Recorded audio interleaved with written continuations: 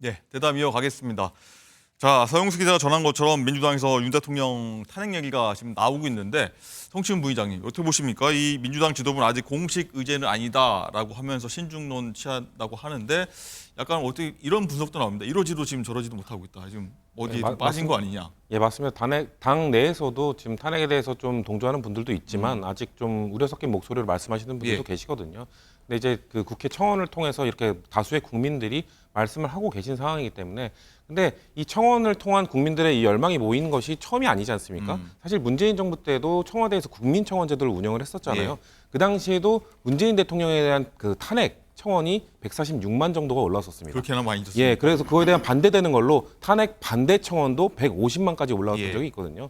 그런 것들이 뭔가 그때 그 문재인 정부 그 국민청원은 20만 명 이상이 동의하면 대통령실이 입장을 냈어야 되기 때문에 그 당시에는 탄핵과 관련돼서는 탄핵 소추는 국회 법안 그 입법부의 권한이다라고 하면서 그렇게 그냥 답변을 하고 넘어갔었는데요.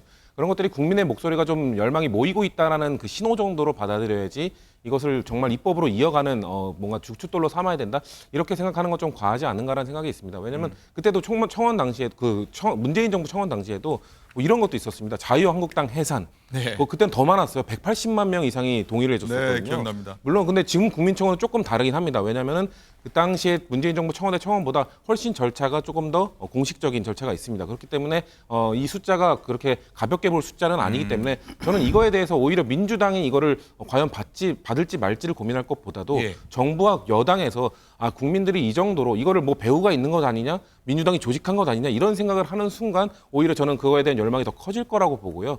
정부 여당에서 이거를 이 정도로 국민의 뭔가 좀 의심이나 의구심이 커지고 있구나. 뭔가 우리가 좀 다른 자세를 취해야 되겠구나라고 하는 그 동력으로 삼는 것이 이 국회 청원제도의 저는 올바른 사용이 아닐까라고 생각합니다. 네, 서 변호사님, 그럼 정부 여당은 어떻게 반응해야 됩니까? 제가 보기엔 뭐 저거 일고의 가치도 없는 건데요. 일고 민주당이 가치 없다. 고민하는 게 저는 이해가 안 돼요. 탄핵이라는 게 그 헌법이나 법률에 중대한 위법이 있어야 되고 국민의 신뢰를 저버릴 만한.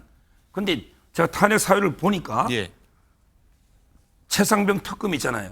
이거는 이제 경로했다는 거, 통화했다는 거 외에는 게 아무 밝혀진 게 없어요. 그다음에 김건희 여사 파우치하고 이제 그 주가 조작은 대통령 탄핵하고 이게 무슨 관계 있습니까? 결혼도 하기 전에 주가 있었고요. 파우치 이건 대통령이 알았습니까? 이게 탄핵 사유 됩니까? 그다음에 양평 고속도로 이건 원래부터 안이 있던 거잖아요. 양평이 대통령이 뭘 개입했습니까? 그다음에 더 황당한 게 후쿠시마 오염수 방조했다. 이걸 탄핵합니까? 전 세계 현안인데 후쿠시마. 그다음에 가장 황당한 게 전쟁 위기를 조장했대. 이게 대통령이 한 겁니까?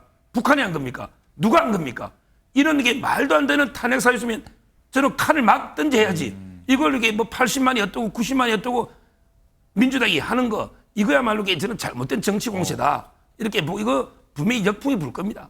알겠습니다.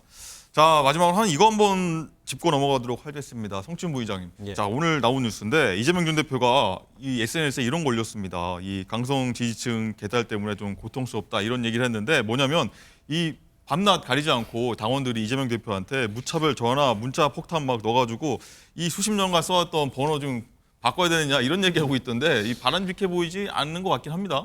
이 강성지지층의 에너지가 양날의 검이라고 생각합니다. 저는 이 문재인 정부 때도 사실 문재인 대통령이 대통령 그 경선 때 이 강성지지층의 문자 폭탄이나 타 후보를 향한 공격이 엄청 거세질 때 그때는 이제 이런 것들은 그냥 양념에 불과하다라고 하고 넘어갔던 적이 있거든요.